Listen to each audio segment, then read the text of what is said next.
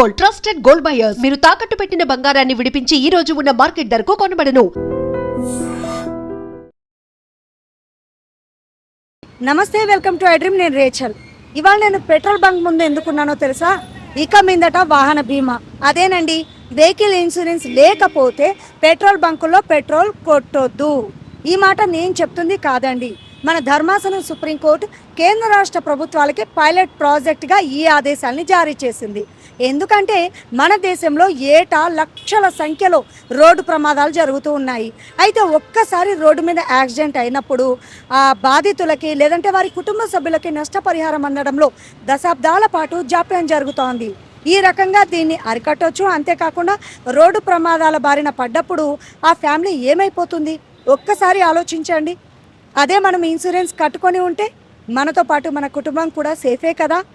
Yes, ప్రతి ఒక్కరు కూడా వాళ్ళ వెహికల్ 4 వీలర్ కానివ్వండి, 2 వీలర్ కానివ్వండి, ఆ వెహికల్కి ఇన్సూరెన్స్ తప్పనిసరి. అయితే మరి దీన్ని ఎలా ముందుకు తీసుకెళ్తుంది ఈ పైలట్ ప్రాజెక్ట్ కింద అనే కదా మీ డౌట్. అవునండి, ఎలా అంటే టోల్ గేట్లు మనం వెళ్తూనే ఉంటాము. టోల్ గేట్ల దగ్గర ఆటోమేటిక్ నెంబర్ ప్లేట్ రికగ్నిషన్ అనే ఒక కెమెరా ఉంటుంది. ఆ కెమెరా ద్వారా మన వెహికల్ నెంబర్ని రికగ్నైజ్ చేసి వెంటనే ఏ విధంగా అయితే రెస్పాండ్ అవుతుందో అలాగే పెట్రోల్ బంకుల్లో ANPR అనే కెమెరా ఉంటుంది. ఈ కెమెరా వెంటనే మన నెంబర్ ప్లేట్ని రికగ్నైజ్ చేస్తుంది.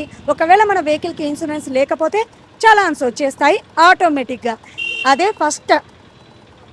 ఒకవేళ మనం ఫస్ట్ టైం మన వెహికల్కి ఇన్సూరెన్స్ లేకుండా కనుక దొరికిపోయామనుకోండి, అప్పుడు ఏమవుతుంది? ఎస్, వార్షిక బీమా ప్రీమియం 3 times లేదంటే 5,000 రూపీస్ ఫైన్. ఒకవేళ అలా కాకుండా రెండోసారి కూడా దొరికిపోయామనుకోండి, అప్పుడు ఏ విధంగా ఉంటుందో తెలుసా? వార్షిక బీమా ప్రీమియం 5 రెట్లు లేదా 10,000 రూపాయల జరిమానా విధిస్తారు.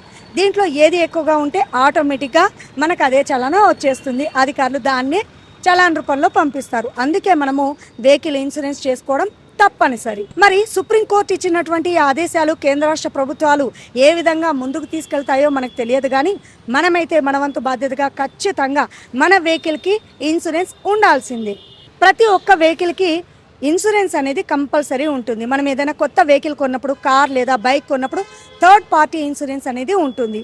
ఈ థర్డ్ పార్టీ ఇన్సూరెన్స్ని కార్ కొన్నప్పుడు కనుక 4 yearsకి, అలాగే బైక్ కొంటే గనక 6 yearsకి ఉండాలి అనే ఒక వాదన కూడా ఉంది.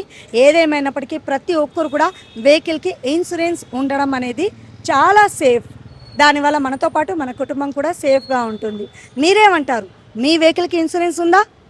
కామెంట్ రూపంలో తెలియపరచండి.